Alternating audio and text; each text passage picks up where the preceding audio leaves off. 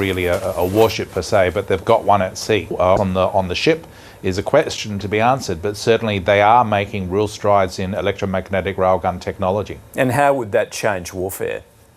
Look, what you have is a system that accelerates a projectile at very high speeds, certainly well into the high hypersonic region of, as you mentioned, Mach 7, potentially up to about 20 times the speed of sound. And what that allows you to do is to project power at very long ranges at very high speed, so you can put firepower over hundreds, if not potentially, certainly out to several hundred kilometres at very high range of firepower. And that also reduces the cost of warfare, because suddenly you don't need to spend much on guided missile technology. You can have very low cost artillery shells, in effect, that are fired at very long range at very high speed. And clearly, Malcolm, this is the result of rapid modernisation of China's military. Is it now on par with the Americans? I think in many respects it's on par. In some respects it's actually ahead. And in some areas it's still catching up. Certainly in terms of hypersonic technologies and potentially this electromagnetic railgun technology, it's ahead in many respects. It's certainly making huge investments in terms of artificial intelligence and quantum technology compared to the Americans. And so, the Chinese are making a determined effort to challenge US military primacy in the Asia-Pacific region. And they're certainly challenging US military technological primacy in key areas that is shifting the balance of power in their favour in some aspects. And is this all part of the show of flexing their might, certainly in the Pacific? It certainly is. The Chinese are making some very assertive noises at the moment, as you mentioned, about Taiwan and also in the South China Sea. The Taiwan issue in particular is worrying, because Xi Jinping made a speech just a few days ago where he basically said Taiwan will submit to Chinese reunification or else. And I don't think the Taiwanese are going to do that. And President Xi said, no, we're not going to accept your diktats. And that was quite correct to do so. But it does raise the worrying concern that given domestic problems for Xi at home, he may turn to the nationalist card and start thinking in terms of military adventures like Taiwan, where he could flex his muscles. Yeah, we've already seen increased military drills by the Chinese near Taiwan. He went on to say this past week, we make no compromise to give up the use of military force and reserve the option of taking all necessary means. Exactly. He's not kidding around. The Chinese are determined to retake Taiwan, if necessary, through the use of military force, which would basically encompass air and naval blockade, air and missile attacks, and ultimately an invasion of the island.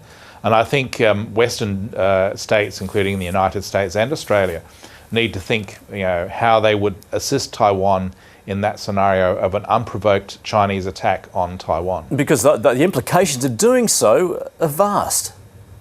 Well, it would mean war between the United States and China in the Indo-Pacific region, which would inevitably draw in the US allies, including Australia. But if we don't come to Taiwan's assistance in the event of an unprovoked Chinese attack on Taiwan, then we are sacrificing 23 million Taiwanese to China's basically wrath. But surely the Chinese, cooler heads would prevail. They would see the likely end game were they to launch an unprovoked attack on Taiwan. Look, I think that from China's perspective, particularly within the elements of the Chinese government and the Chinese military, they see their time has come. They see that China is rising power, US maybe is a declining power. It's now the time for China to make its moves in the Indo-Pacific region, and particularly in the Western Pacific and East Asia region, and to assert its hegemony around the region. And so, countries have made this sort of mistake before, where they think they can basically use military force to achieve their political objectives. China's no different. It can make the same mistakes as other countries. And Malcolm, China's ambitions aren't limited to the Pacific. They've also established a base in Djibouti on the Horn of Africa. So what more, as far as a global outlook's concerned, what are its military objectives? Look, I think that China's military objectives firstly are to assert its dominance over the entire Indo-Pacific region, which includes Australia. And that means steadily increasing its presence and its footprint in areas like the South China Sea and into the South Pacific, as well as into the Indian Ocean. Ultimately, what it wants to do is once again, see the return of the Middle Kingdom, where states in the region accept China's dominance and accede to its wishes. And we have to stand strongly against that sort of agenda. Because we've been here before with Nazi Germany and Imperial Japan, sadly. And when you say we have to stand up against them, you're talking obviously about Australia in amongst that. What should Australia's foreign policy outlook be with China, do you believe then? Look, I think that we engage with China cautiously when it meets our needs.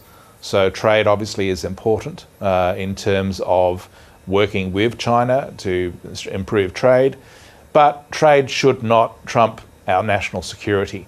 And we should basically maintain a strong defence capability, and we should recognise that China is a rising peer competitor to the United States and thus to Australia, and we need to start shaping our defence policy around meeting that challenge. And with an election coming up this year, there's likely to be a new defence white paper probably as early as 2020 or maybe 2021. That defence white paper needs to reflect a rising China as a peer adversary, and our defence policy needs to respond to that challenge. Defence analyst Malcolm Davis, thanks for joining us. Thank you.